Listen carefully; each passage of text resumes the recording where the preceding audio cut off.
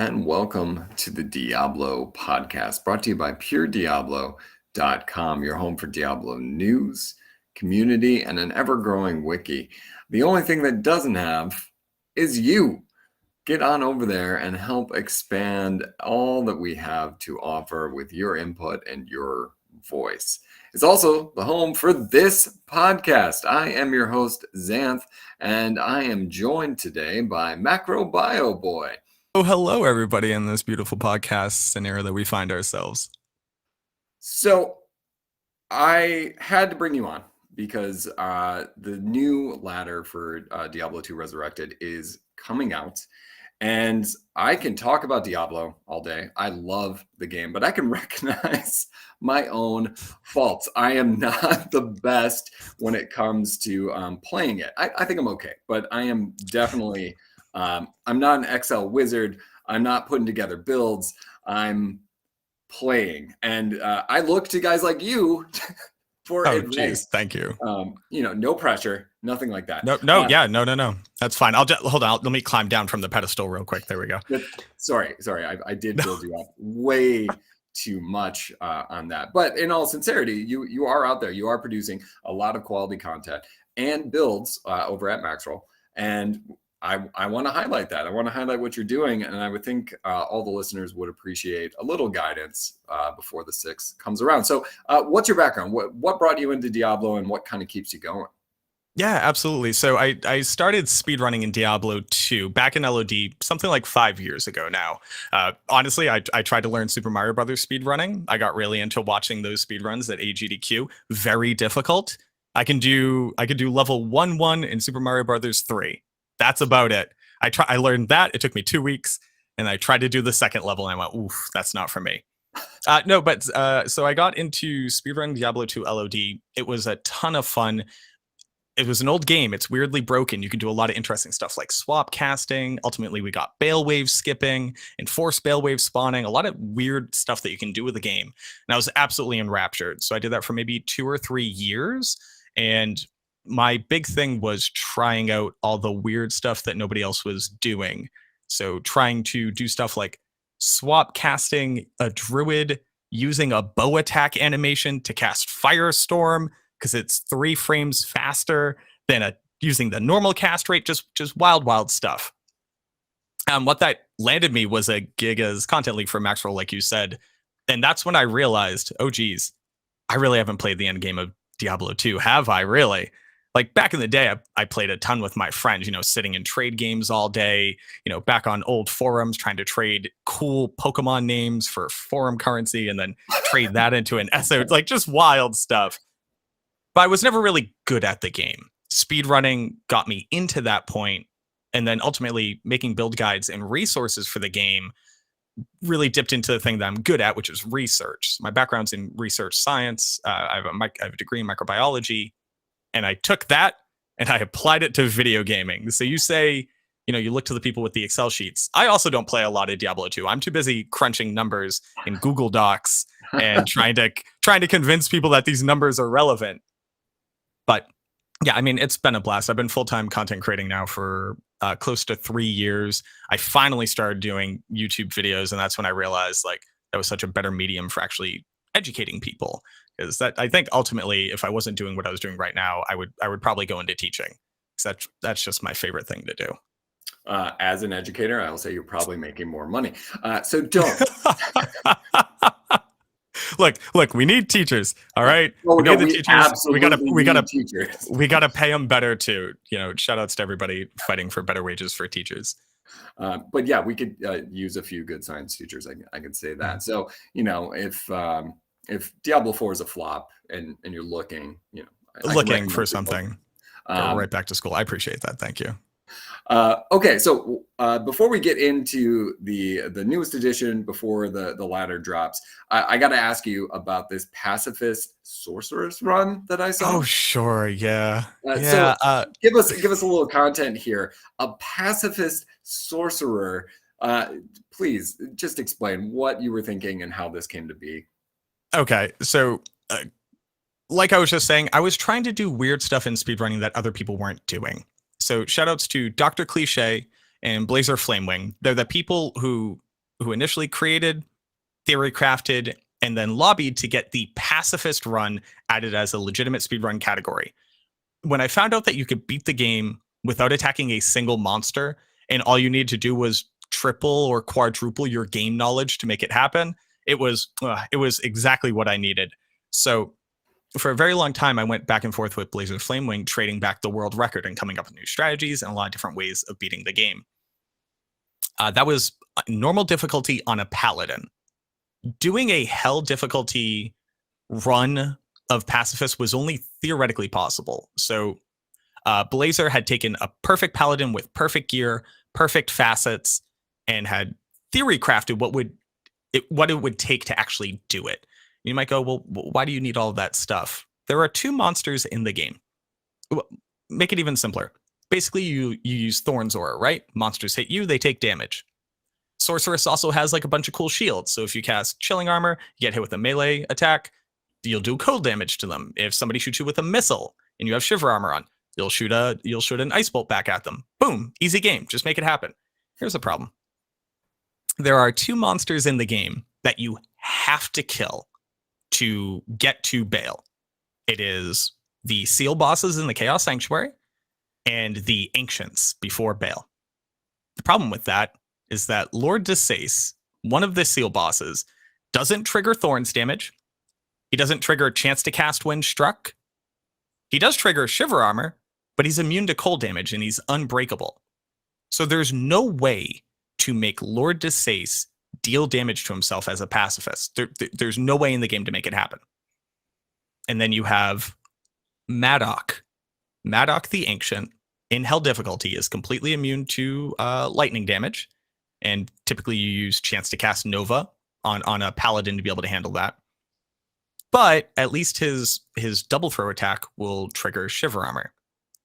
So if you want to do a Hell run, you have to figure out a way to kill a monster who's immune to your only damage type and does not trigger any thorns. And back in the day, like I said, it was only theoretically possible.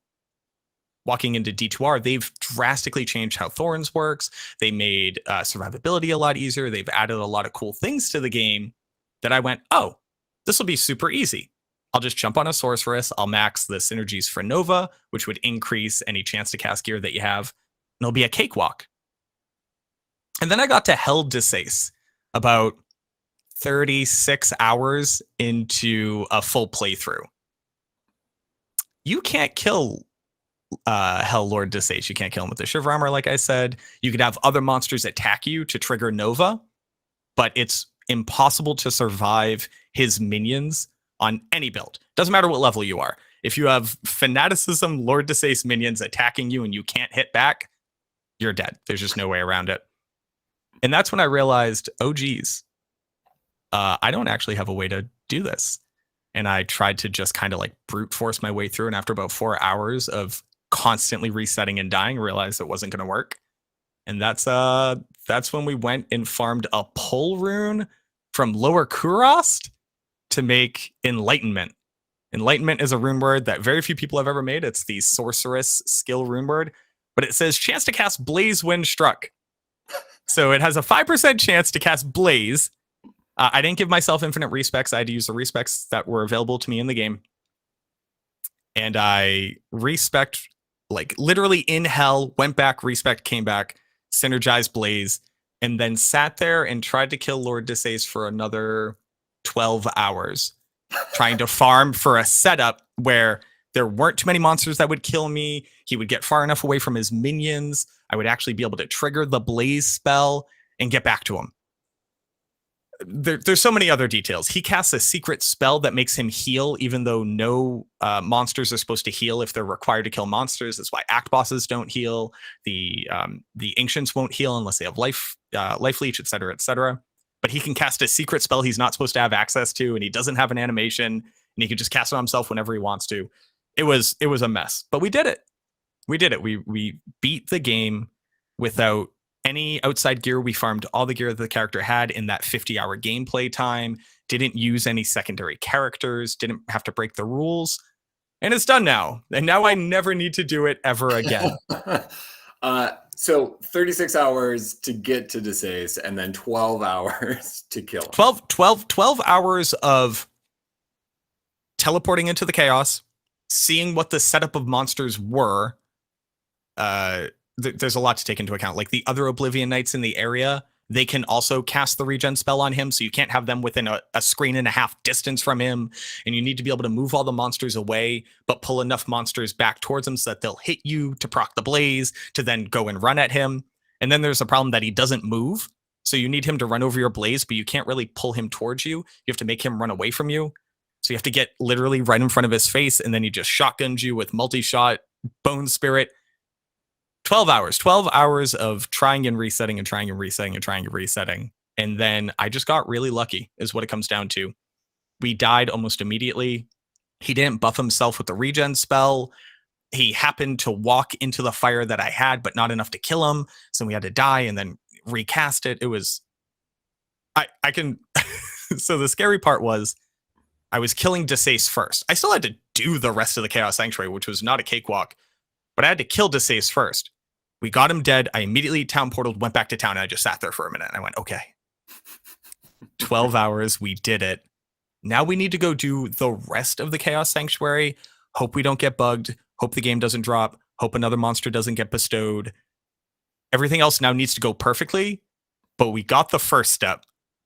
And it was easily the scariest thing I've ever tried to do in a video game ever. I've pushed like world record speeds and all that. This was like nails on a chalkboard levels of anxiety. It was too much for me, too much. But we got it done. And this is exactly why I needed to bring you in so that I can do better. Like, I'm not gonna pacifist anything, but like just the level of knowledge there. Like if it's so many screens away, I'm just like I'm writing stuff down. I'm learning things as we go, and if our listeners are not better, I'm gonna at least be better by the end of this. So I'm happy. Oh yeah, that. I'm glad that all of the time I don't want to say wasted because it's all been worth it, but the time I've spent learning how to play the game bad, hopefully can help other people not follow in those footsteps. Yeah. No, I wanted to highlight that because I just thought it was really cool to see something a little different, right? Thank you. Obviously, going to Maxwell and taking a look at some of the builds, I'm looking for stuff that, will kill stuff with skills. But to see something that doesn't do that. With the raw power of weapons and equipment. Yeah, no, that sounds much better. Much better. I'd highly recommend that. Yeah, I mean, and I think I would hope when we go into builds for the season, they're going to be ones that do damage. But, hey, maybe there's a surprise in there. So in talking about like the lowering of resist and dealing damage to things that normally you can't, it's a perfect segue into the new charms that were released for D2R. Yes. So you're crunching the numbers. What does this do for this new ladder season? I mean, how does it shake things up, or is it still going to be the same builds right away at the top? Here's what I'll say, because there's only so much theory crafting we can do on this front. I have crunched the numbers. We have them in our DPS calculator at this point to be able to see what's different. I want to both be realistic and incredibly hopeful. First off, I think that Sunder Charms are an amazingly cool. I think that Sunder Charms are an amazingly cool addition to the game. I'm so happy that when somebody is going to walk into your chat or be in a comment section or hit you up, on any social media, being like, "Hey, I want to play Poison, Fury, Rabies, Druid. Can I do that?" And my answer used to be, you can. I don't recommend it, but you can. And now the answer is, you definitely can. I may not still recommend it. I'm sorry to all the rabies lovers out there. It's fantastic for cows, don't get me wrong. But my answer is no longer going to be, no, you can't do that. Here's something else. It's going to be, once you have this charm, here's what I recommend to maximize your success on that cool build you want to do. There are so many builds that are fine as long as all you're doing is farming Eldritch, Shank, Pindle forever, for the rest of your life. As long as you're just farming them, you'll eventually get some wealth. You might be able to trade it if you're talking multiplayer. But the Sunder Charms, in the addition of Terror Zones, beg the question, what if you could go everywhere and bare minimum able to deal damage to every monster in the game? How much different is Diablo 2? And I think the answer is substantial. Now you ask the question, is it just going to be the same builds at the top? The answer is yes. There are more builds at the top now, though. That's the benefit. So is Lightning Fury Amazon still the best build in the game? No question. Did Lightning Fury Amazon get stronger? No question. Is Lightning Fury Amazon your only option if you want to clear density, massive AoE type builds? No. And that's super cool to me. So a lot of elemental builds that before were kind of like, sure, you could do this, there are strictly better options, I think now are neck and neck. You might need a little bit more gear. You might be able to like increase your game knowledge to be able to benefit from the charms, but now you have the option. And I think one of the things for me personally that's always held back build diversity in Diablo 2 is there really aren't many options.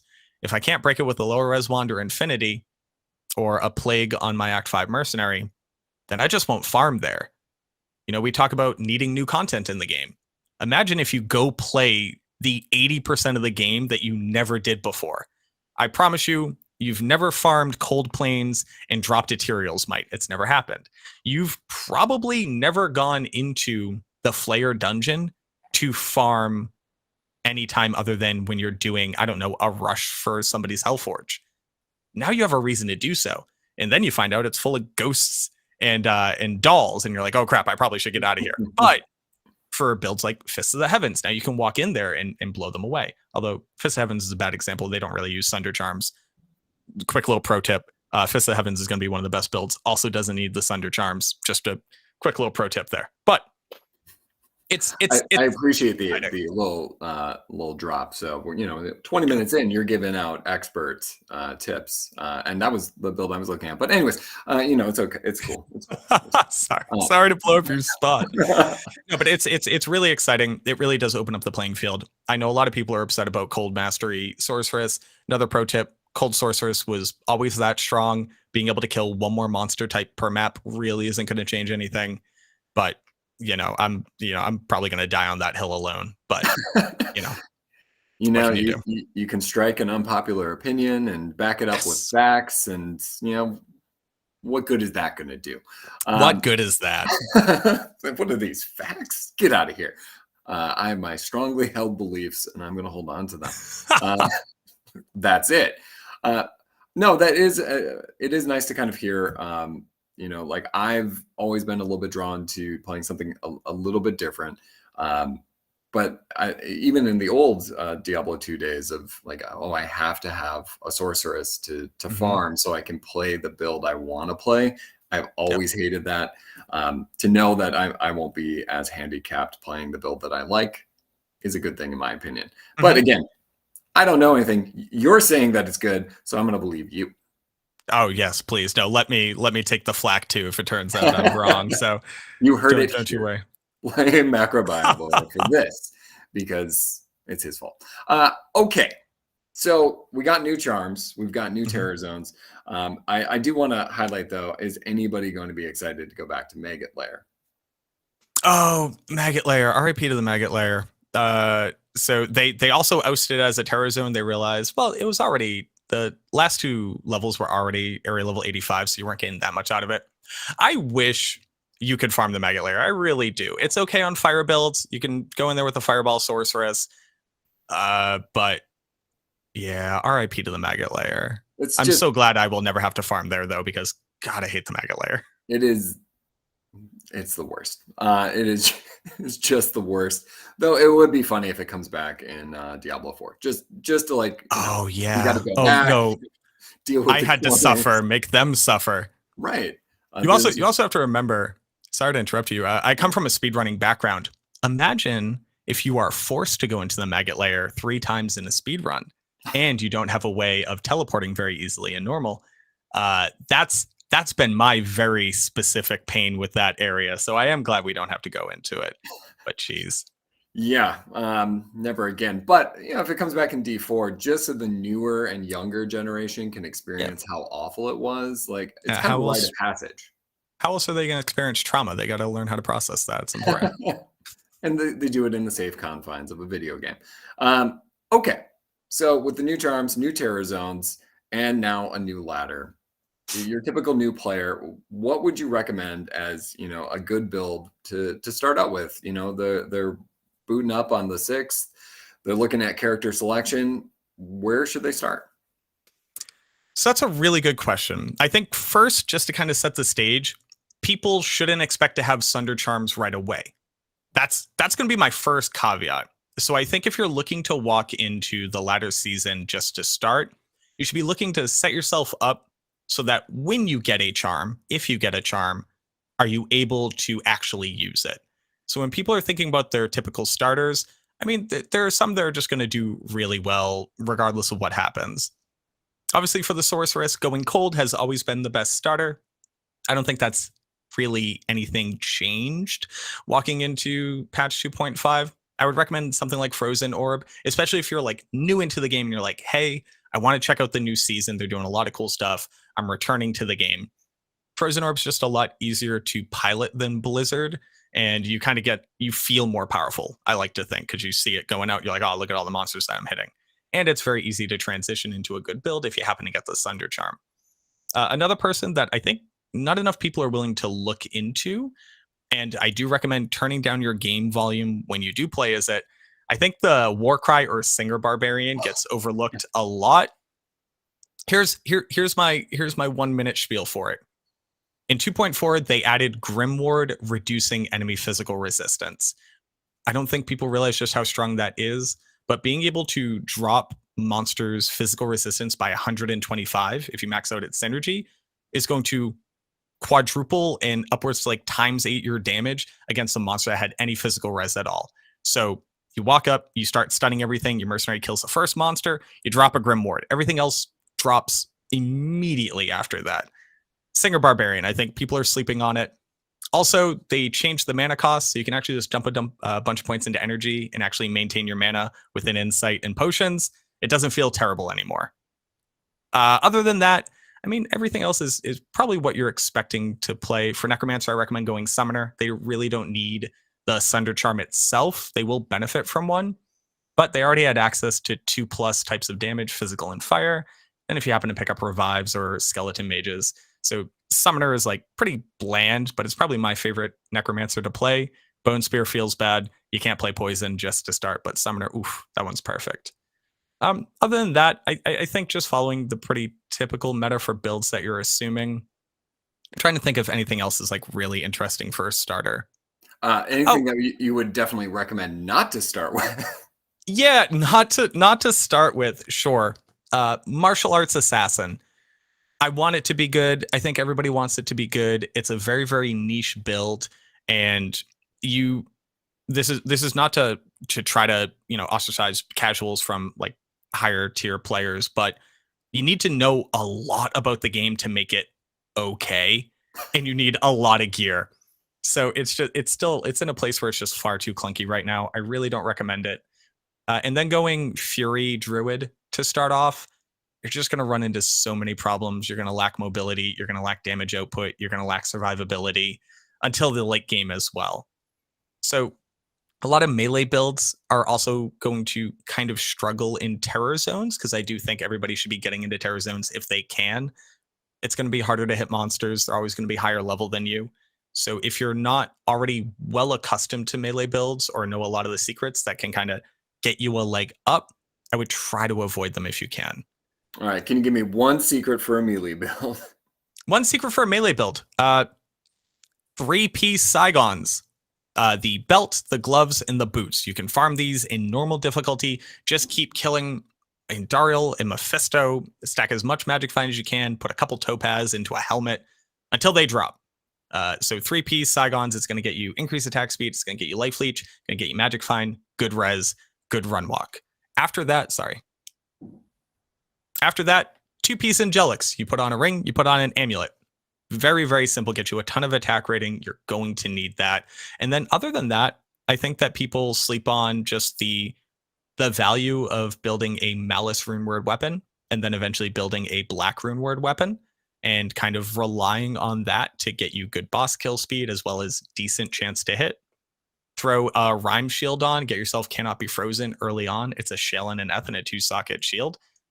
Will make your gameplay like night and day different. It's just so easy to slap one on and say go. And then make yourself a Lionheart. Not enough people make the Lionheart body rune word. It's got enhanced damage, bunch of stats, which are basically enhanced damage off of weapon, gets you good life, gets you good resistances. Once you're done with it, you can slap it onto your mercenary. It's just not enough people build Lionheart. That's my tip to you. Build a Lionheart. I promise it'll do you well. I asked for one, I got several, so I'm not going to complain about that. So for those melee lovers out there, you got some good advice going. I've been tempted by it myself. I do like a werebear. We'll get into that. Yeah, we can talk about werebear. I need help.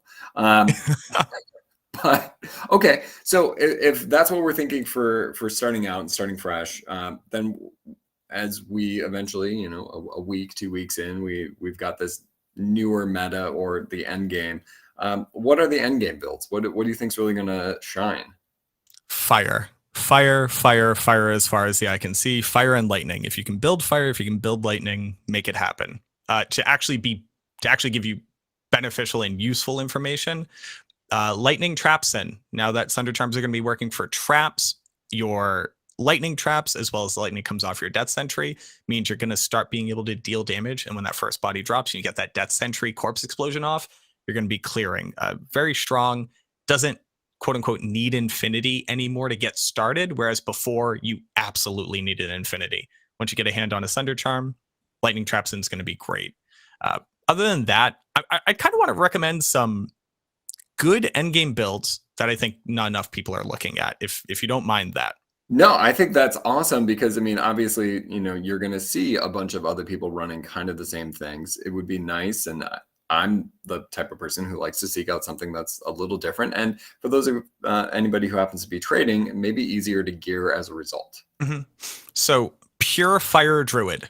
I tried to popularize using Pure Fire Druid, but maximizing the physical damage skills of it. So, I put out a video that's like, hey, here's my Fire Druid seal popping in Chaos Sanctuary. The place where I can't deal damage to half of the monsters because of fire immunities. You used to have to rely on the physical damage from Volcano, Armageddon, and Molten Boulder. But now you throw on a Sunder Charm and you are blowing up everything. You're going to be using Flickering Flame and a Druid Pelt. Your Fissure is going to hit everything. Infinity on your Mercenary is going to walk up and you're going to blow everything up. So Pure Fire Druid, and then kind of to mirror that, Fire Claws Druid. A lot of people sleeping on Fire Claws. It's difficult to wear Enigma, so you don't get to teleport, but you do get to, as a wolf, run around with Feral Rage. Your run speed is going to be through the roof. You're not going to hit a single immune. You're able to use both of the Sunder Charms, so physical and fire, if you really want to. That might be overdoing it. I'm not too sure yet. But now you're able to leech off of everything. Your fire damage is going to hit everything, and you're going to annihilate like players 8, and I don't think enough people understand that. So Fire Druid on both sides, shapeshifting, and in the elemental tree. Paladin, everybody's going to run Hammered In. That stinks. Not that Hammered In is bad. It's just we've been playing it for 20 plus years. If people haven't seen my Tribrid Fist of Heavens Paladin, so it's Fist of Heavens, Smiter, and Hammers. You annihilate everything with massive Fist of Heavens damage. Anything that doesn't die to that, you bust out like 8k damage hammers, which is good enough. And then when you walk up to a boss, you smite them because you have Gorefoot on and you use something like a Heaven's Light weapon. And now you're literally a triple threat build. You don't have to play hammers. I promise you don't. You can go Fist of Heavens as long as you're willing to ignore the fact like Fist of Heavens lightning damage really is completely inconsequential. I wish it was cool, but it just isn't outside of PvP. But the magic damage from it is ridiculous. And that'll treat you very well. I like that you brought up Hammered In. I popped onto the PTR for just like the day or two that it was up when they were testing the charms. I went to the Hammered In because it was already pre-built because I haven't played one in forever. Yep. I walked out, I spammed a few hammers, and went, okay, but yeah, that's it. I've done this. It's nice, but I don't want to do this again. Yeah, it does hammered in things. Right. I will say for Fist of Heavens, it's a little more convoluted than just stomping around with Enigma and then swapping your aura and casting hammers. You literally have to do more to make the build good. You have a cooldown, so you have to stutter step and teleport in between that cooldown, but you have this max range spell. And I think once people actually acclimate to the playstyle of Fist of Heavens, it's so much more rewarding and in a lot of cases can outperform hammers. It's not going to outperform on players 8, but when was the last time you had a full players 8 game on BattleNet when it wasn't a Bail run or a Chaos run? Never. I'll go ahead and say never. 2001, maybe? 2001. I'll take it. No, but seriously, it's people I think are really going to benefit from getting a little bit out of their comfort zone in patch 2.5 and trying out these other things because so many of them are going to feel so much better and they're not as gear locked behind stuff like Infinity, even Enigma. To quickly touch on it, Terror Zones were literally playing a different game. People can say, it's not that much better than area level 85. Oh, why would I ever go farm here? If there are areas where you can walk off the waypoint, check the surrounding area, kill 5 elites that are all level 96, 98, and 99, stack a ton of magic find because you don't need Enigma to search the surrounding 4 or 5 screen area around you. To a little bit dip into the mechanics of it, monsters spawn within 2 screens of you.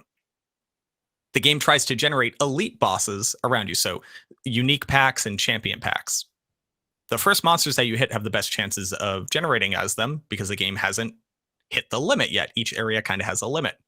So if you just check the surrounding area, hit 4 or 5 elite packs and maybe a super unique that's going to be there like Eldritch or Shank, then you just save and exit to the next game. You don't need Enigma to do that efficiently.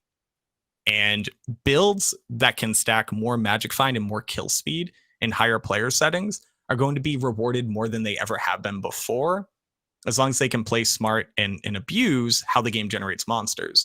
And that means you don't necessarily need Enigma. You don't necessarily need Infinity. Are they still going to define the best in slot gear? Absolutely.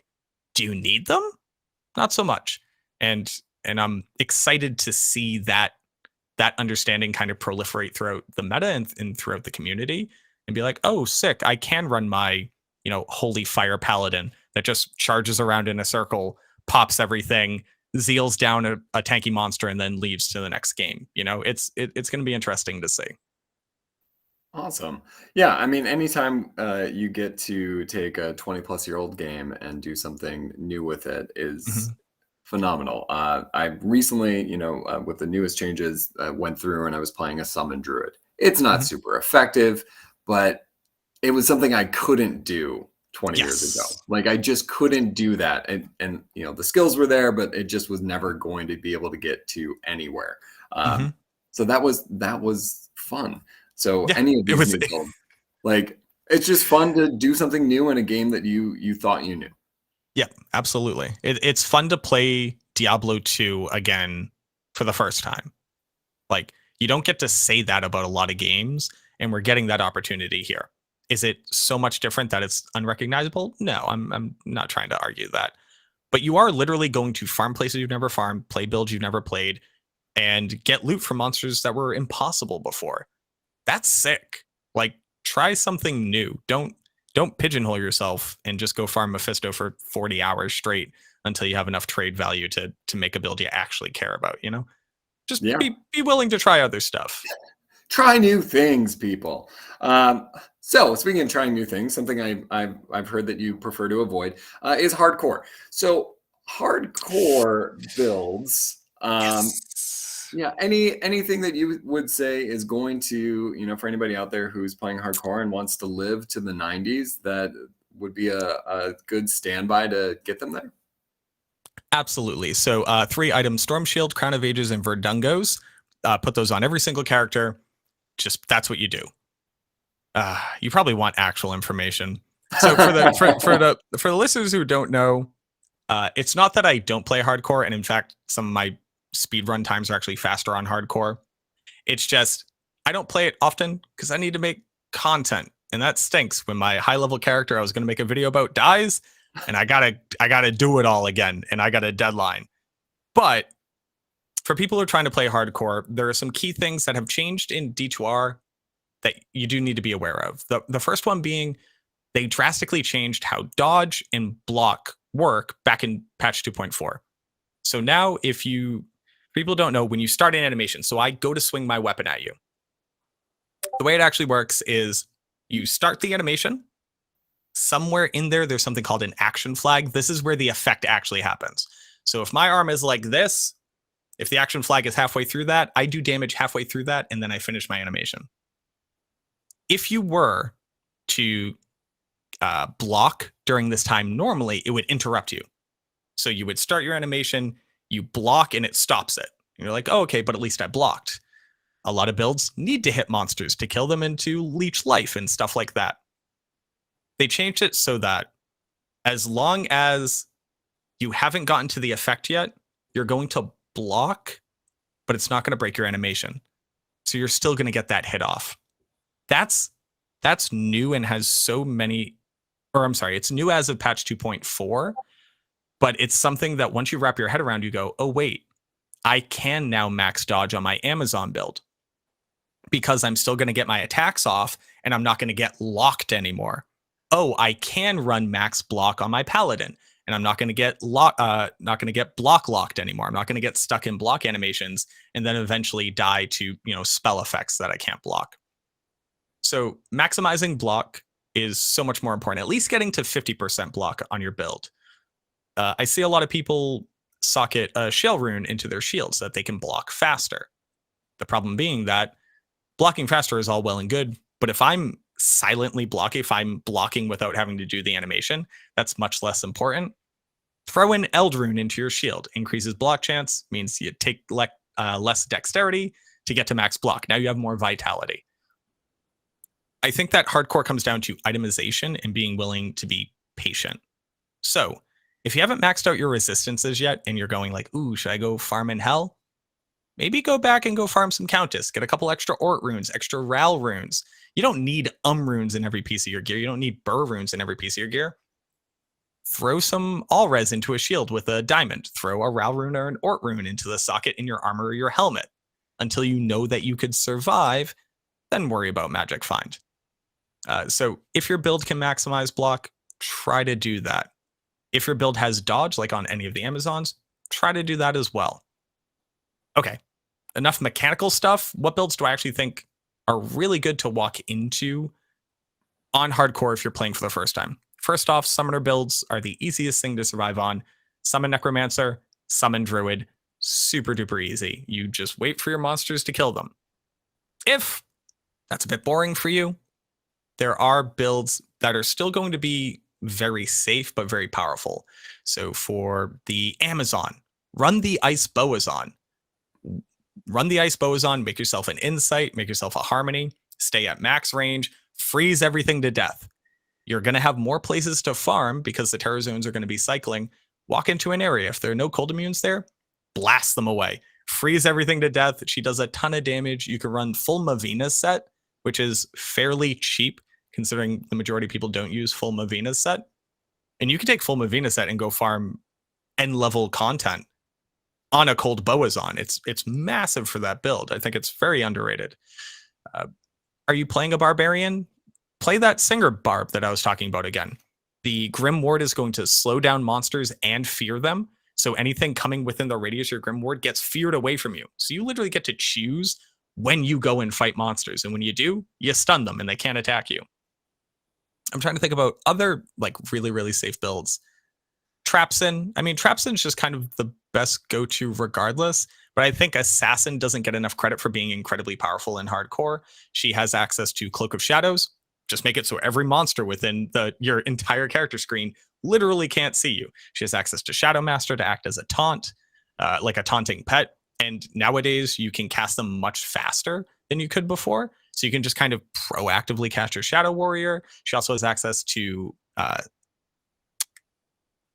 God, what's the skill? You know the skill, the good one. Yeah, so this is Quick. it. Now we're going to end here. You weren't able to name one of the many assassin skills. No. Okay. You're I keep losing a getting lot of credit. We're mental spike is stuck shut in it my head. down. Mind blast. Oh my God. I'm so sorry to everybody out there. I promise I was an expert at one point. No, but mind blast. I think it humanizes you, and we are all fallible. So Can you tell that I don't play the assassin a lot? No, but mind blast. Mind blast is super powerful. Convert a monster, knock everything back from you, and then let your traps do the work for you. Another max range character build until you have the gear to support a melee build or somebody who gets into close quarters, or the game knowledge to know, like, hey, I need to worry about this resistance because I'm going to farm to this place. Try to go for max range. Try to play builds that you're already familiar with. And the last thing that I'd say is be okay with the fact that you're going to lose a character. You just are. It's just going to happen. I also would say it's better to save and exit always. It's never worth it to say, do I have enough potions for this? Is that corpse explosion going to hit me? Especially at ladder start where the servers are always at their most tumultuous and you run into the most problems.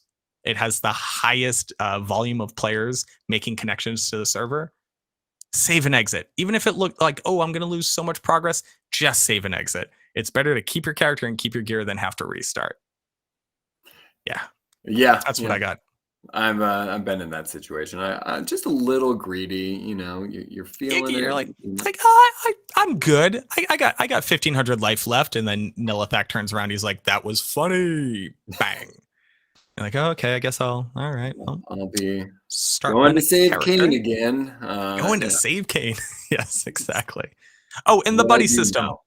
Play with your buddy. Let them, you don't got a buddy, that's absolutely fine. There are a ton of like really awesome Discord communities and Reddit communities that start to bubble up when a new season's coming through. I'm not going to name them or put any of them on blast because I don't actively participate in them. But I know there are a lot of at least Discord communities where people are looking to play together, even if they don't necessarily know each other. Just play with other people. It goes such a long way to make the game a much more enjoyable experience. And if they can loot your body and get that gear over to you, that's huge.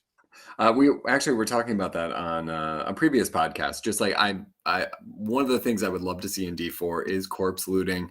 If I die and you can go grab my stuff, that would be great. That'd be great. But I can say in all my years of playing hardcore in Diablo, I've successfully had my stuff returned to me maybe twice. Yeah. It takes a lot. You have to remember to have checked that box. You have to have somebody that you trust. And most of my deaths were not. I wasn't that lucky. Once or absolutely, twice. absolutely. Once or twice. Awesome. So, we talked about it. How do I make a werebear work? How do you make a werebear work? In hardcore, by the way. In hardcore, so you're gonna make an oath. I think it's in a feral axe. Let me take a look real quick for you. Now, this part of the podcast is just for me. But that's fine. I imagine there's some other people out there that's like, oh yeah, werebear, that sounds cool. For werebear, sincerely for werebear, one, I do recommend dipping a little bit into the summon tree so you have a couple meat shields. Most people run around with the bear. I don't think it's a terrible idea to put 1 point into each one of the wolves and let your plus skills get you a couple extra ones. As long as there is more stuff for the game to get angry at for you to use. Especially for werebear, I would try to prioritize getting over to an oath as fast as you can, because I think that's going to be one of your best weapon options. I think it's in a feral axe that you want to put it into, an feral axe if you can make it happen. But even the addition of something like Unbending Will, so Unbending Will, which is typically more of like a barbarian weapon, put that thing into a phase blade. It actually gets really decent average damage. I think it's like a really, really good starter weapon. I know people don't think of phase blades typically when they think about weapon damage. I'm more of a maximize my average damage rather than maximize my max damage, because I'm going to hit my max damage much, much fewer times than I'm going to hit my average damage. So Unbending Will, take a look at that. Really good. Again, Lionheart. Geez, make a Lionheart. Start off by making a smoke, but try to transition into a Lionheart as soon as you can. And then here's my actual secret. Here's the deep the deep web secret of how everybody should try to equip their characters early on. Are you ready for this one? Mm-hmm. Nightmare cows. Nightmare cows. Let me tell you why. Every charm that you think is a good charm, other than a 45 life skiller, can drop in Nightmare cows. You can get a skiller with 30 life. You can get a 3 damage, 20 AR, 20 life. You can get 5 all res with 7 magic find. You can get hit recovery with magic find. You can get your big max damage AR life charms. Every good charm that you think, man, it would be really nice if I could get my hands on one of those, drops in Nightmare cows. On top of that, when we're talking about Nightmare, one, Nightmare can also have terror zones. So you will be able to farm Nightmare versions of terror zones, and it's going to be a lot easier for your hardcore characters to level up in Nightmare than trying to hard force leveling up in Hell, where you're going to be facing more immunities, more elite affixes, more combinations of like Fire Enchanted and Conviction Aura, et cetera, et cetera. Stick around in Nightmare for as long as you can. Go to Nightmare cows. Get your charms. You don't need magic find for charms because they're always magic at least. Try to run it in pub groups. Try to get as many people in there as possible. Maybe join up a game where people are doing progression. Ask very nicely, like, hey, I'm going to open up cows. If you want to come farm this, just run in the opposite direction so you can get higher player count. You shouldn't be dying in Nightmare cows if it's early on. If you are, maybe the werebear isn't for you. I'm sorry. I wish it was. But rely on your pets a bit more. Spend a little bit extra time in Nightmare. Be willing to farm places, again, like Nightmare cows, until you have the charms to support your character. Obviously people think about like skillers and magic find in their charms, but being able to stack extra 200-300 life down in your charms, along with 45 to 50 all resistant, you get a 30 fire res GC, get a 30 light res GC, slap them in there. And now you're not as reliant on your gear to be able to keep you alive. Because you're able to do that, you're able to prioritize a bit more damage, a bit more plus skills in your gear, where it's actually a lot harder to stack resistance when you need to use a smoke to get all res. Well, if I have resistance in my charms, I can throw on a Lionheart. Now I'm gaining additional damage. I need to use Rhyme Shield for the Cannot Be Frozen.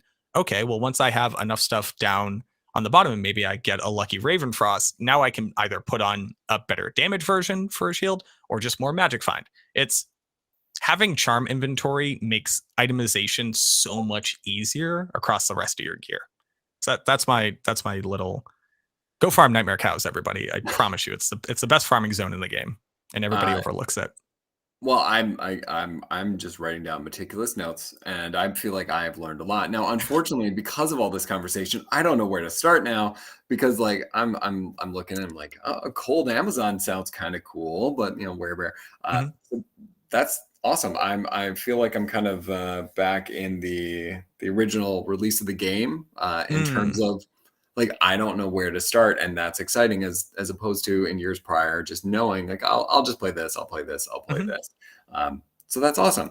So before we close out, any last advice for anybody coming into this new season? I know you've dropped a lot, especially with the Nightmare cows there, but anything else? Yeah, something that I feel like I don't see. Well, let me preface this a little bit. So obviously, we have an 8-player team. We push Hellbale at world record speed. We always try to be world first Hellbale and all that. So a lot of people go, well, how are you doing this with no gear? Right? We're gonna kill Hellbale in about 2 hours with an 8-player team. We're doing that with Ancient's Pledge. If we can scrape together a Spirit rune word, a couple stealth rune words, maybe a lore in the helmet, and then literally random gear that we pick up along the way. And I think that there are a couple things that a lot of, especially like newer players and people who haven't maybe dipped into too many things, don't know. There are a ton of ways in Diablo 2 to generate gear. I don't mean get drops. I don't mean make rune words. I mean just create gear for yourself. There's a Herodric Cube recipe. You take any magic weapon, you put 3 chip gems into it, and it makes a new magic weapon with a couple sockets in it. What is this useful for? Oh, are you a barbarian? And you're trying to use double swing and frenzy? go buy a Warhammer in Act 3 from Hrotley. You'll have to run down to him. He's very far away.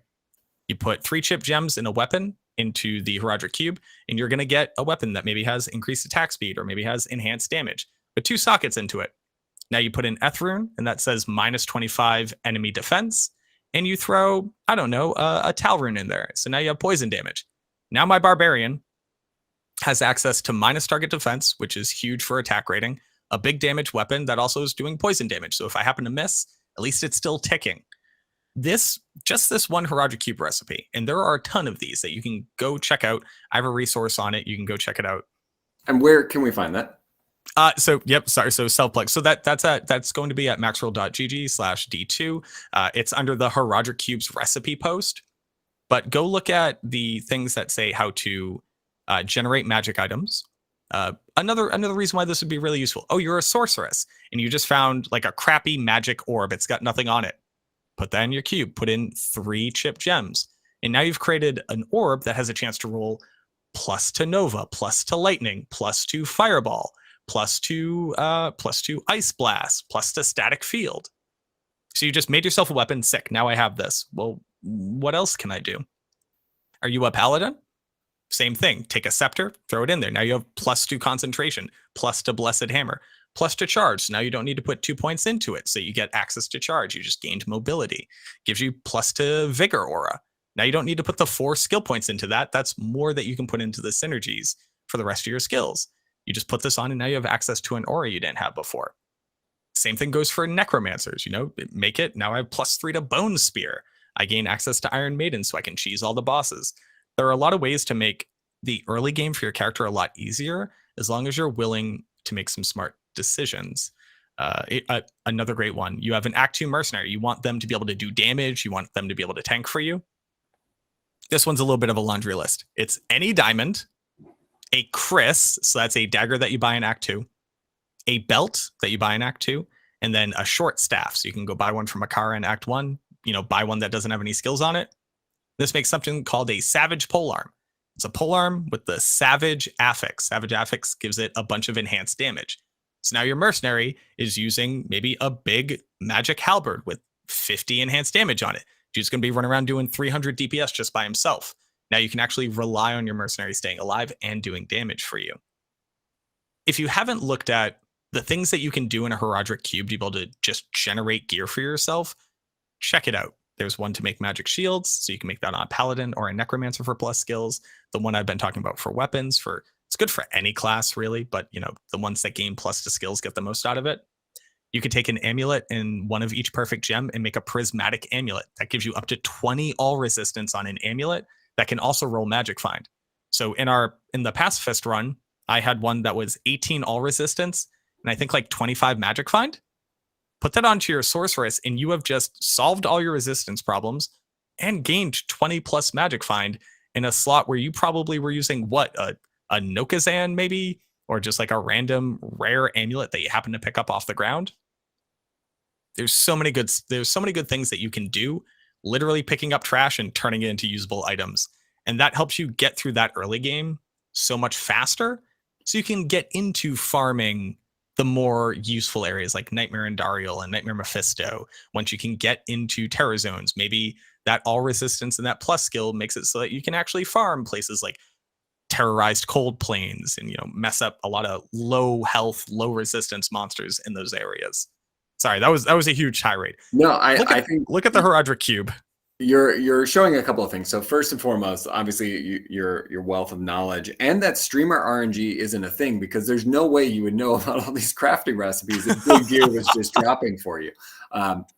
Obviously for anybody out there who's assuming that just because you stream, you get good drops, it can't be true because why would you know any of that? I have the opposite luck.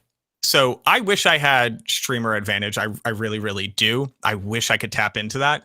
When people are in my stream, they get better drops. It's mathematically, if I'm going to plug my own self, sit in my stream on ladder start, and I promise you, the Burr and Jaw runes are going to be dropping like waterfalls. It's ridiculous how many times I'm just sitting there and I'm like, Oh, here's my 500th Travancore run today. What did I get? Ooh, a bunch of gold. Sick. Somebody walks in like, a low, a Vex, and a Jarun all dropped from a chest I opened. And I'm like, that's great. happy to hear it. Do you need all those runes? You do? That makes sense. All right, cool.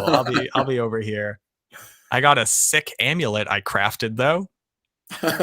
No, sincerely though, it's these are the types of things that we use all the time in speedrunning to just generate power, because Diablo 2, you can't rely on anything dropping. You can kill the Countess and she'll probably give you runes. If you do that for long enough, you'll eventually be able to cube up to a rune, sure. But every other item in the game, for all intents and purposes, is a complete crapshoot. So if you can figure out these ways to generate at least base gear for your character, at least just like the minimum of what you'll need to be able to survive, then you actually can get in and start farming these different areas. And I think people will be really surprised when you take a look at the stuff that you can make and just go, oh, I need lightning resistance. Let me go make a lightning resistance crafted ring right now. Even if it's not great, it'll at least fix that problem for me. And now I don't need to worry about that. I can put more magic find on my boots, or I can worry about, X, Y, and Z. Oh, one other hot tip. I'm all ears. Go shop at Nightmare Charcy. Make new games until you have the top left exit. That means to leave into the Bloodmoor, you'd have to go out through the top left of the screen. That's where Charcy is the closest to an area where you can quickly reset. Check her for boots, gloves, a helmet, a belt. You can also check her for gear for your mercenary. If she doesn't have anything, run outside and run back in. You can get 30 or 40 run walk on your boots with 30 resistance. You can get up to 100 life plus up to 30 resistance on a belt. You might find increased attack speed or plus to bow or javelin skills on gloves, as well as life leech, as well as big resistances. Check her for body armors. Oh, this body armor is artisan, so it comes with 3 sockets and a little bit of extra life. Boom, you just found your magic find armor. Throw whatever topaz you have in there and then swap out to it when you're about to kill a boss. Check helmets for chance to cast Frost Nova. Throw it onto your mercenary. Now, as he's getting hit like a pinata, he's CCing the monsters around you. There's just like so much good gear that you could just buy. I don't think enough people do it. So that's the other hot tip. That's how we do the Ubers. That's how we do World First Ubers. We go and we shop for random resistances in life on gear and then slap together whatever we can. And then we walk in and do it. It's, every little bit helps. And you're probably picking up random crap off the ground anyways. You can shop smart and try to target these types of, stats that you're looking for. And again, it just makes the game that much easier. I'm learning so much. Again, and I played this game for so long. This is awesome. Okay, so as we're closing out here, you're dropping a lot of knowledge, and I have to wonder, where can people find you if they want to hear more? So I'm going to spell my name because I did a bad. I picked a name that is too long and has too many similar letters. I'm at MacroBioBoi on everything, and I do mean everything. If you still got LiveJournal, I might be over there. Shoutouts to like the 4 people who know what LiveJournal are. But I skew older, so Oh, perfect. Yeah, actually, that's kind of a benefit of being in the D2 space. Like the general audience tends to skew, a little bit older, so people actually know what I'm talking about. So, on Twitter, Twitch, YouTube, Facebook, I'm on TikTok, I'm on Instagram. I have a Facebook page itself. MacroBioBoi everywhere. It's because MacroBio was taken. It was already taken on Twitch, and I was like, I got to throw something else on there. But it's MacroBioBoi, MacroBioBoi, MacroBioBoi. Sorry again for how long it is. I promise once I can just shorten it down to just MBB, it's going to be so much better. But we need to become famous to do that and have people actually recognize it. So I'm still waiting on that. That would be pretty rad. Well, it works for you. Thank you. I think they can find it. And TikTok, how's that going? Okay, so I guess this really isn't the D2 side of things. This is just being a content creator. So if anybody out there is like thinking about being a content creator, like, what would it take to do that? You do just have to proliferate yourself onto like every single social media platform that exists.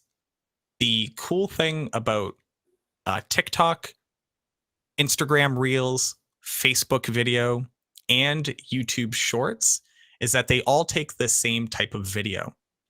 So if you go, I've made a couple different videos. Like in under a minute, I explain how poison damage works. In under a minute, I explain how monster immunities work. In under a minute, I explain how open wounds works. I could take that video and upload it to YouTube Shorts, so people who are scrolling through on their phone are able to see it. I can upload it to TikTok, which is just where the kids are, and you gotta kids play video. Look, kids play video games, and those kids are gonna grow up and be your audience later. So like you gotta find them there. Also, more and more millennials are now watching short form media. So, we finally realized that if we scroll through our phone, we get the dopamine hits too. So that part of the audience is there. But you can also upload it to Instagram. It's the same format video. You can upload it with the same tags, the same short form content. And honestly, it was pretty interesting trying to get into it because it forces me to think very differently about how I make my content. Like you said, and like I alluded to, I'm a teacher at heart. I like my spreadsheets. I like to break things down with a lot of demonstrations. And that typically takes about 20 minutes, which isn't even great for YouTube. Honestly, YouTube wants you to be making 8 to 10 minute long content. So as we are in the middle of an hour plus a podcast. Well, this is for the adults. Okay. This is for the older generation. TikTok. This is like, we're going to be long and drawn out. This is for your morning commute. You can't be scrolling through TikTok on your phone. Nobody's doing a coordinated dance. And but sincerely, it made me think about, how do I communicate, and can I do it in a more succinct way? And would that be beneficial to some people? Not everybody has time to watch a 10-minute long video about the effects of minus enemy resistance after this point and how effective static field is if you have enough. Like, not everybody can do that. Can I make a 1-minute video that I'm actually proud of and I think succeeds at educating somebody? So it's been a really interesting exercise. And they push you really hard in the algorithm right when you start off. So if you just make a couple bangers, I'm pretty sure that's how you become famous. Again, it hasn't worked for me yet, but I think that's how it works. So we're trying to figure that out. Just give it some time. Awesome. Well, for the 10 listeners who have TikTok, they can go check that out. Yes. I'm imagining they're skewing older. The only TikToks I get are from my wife that sends them to me, and then I don't watch them out of just pure spite. The funny part is, I only follow a single person on TikTok. One, I didn't want TikTok to ever like generate an algorithm for me because I just wanted to see what social media does if you don't interact with it at all. You just keep flipping. I follow one person. They're a dog trainer. They have 2 amazing Rottweilers. They're the only person that I follow. They're the only person that I like stuff on. So TikTok has no idea what to show me, but every once in a while it's like, do you like dogs? I'm like, yeah, I like dogs. It's like, cool, here's a cute dog. And then I go and I show my girlfriend Panda. Well, that's her internet persona. I go and I tell Panda, I'm like, look at this cute dog. She goes, oh, and then that's our like total TikTok experiences.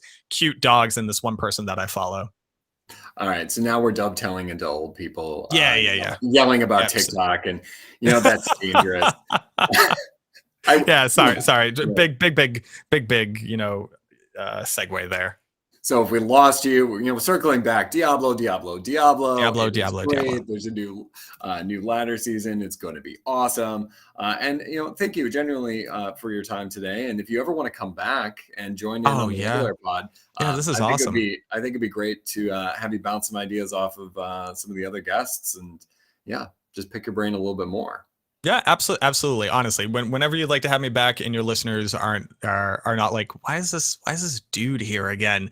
I would love to do so. If they're questioning why one dude is here ever, it's me. He just shows up, he asks a couple of questions, then a lot of other people carry the show. So that is, that's how it works. So you're welcome back anytime, and I will definitely be adding you on in. So expect it. One thing we do, though, is at the close of every show, we do honor the cow level with a congratulatory moo. So moo, moo, moo. Moo, moo, moo, moo. Moo. Moo moo. Moo moo moo. What's your favorite moo? I kind of like the more like groaning moo. I'm gonna stop recording now. Yeah. Okay.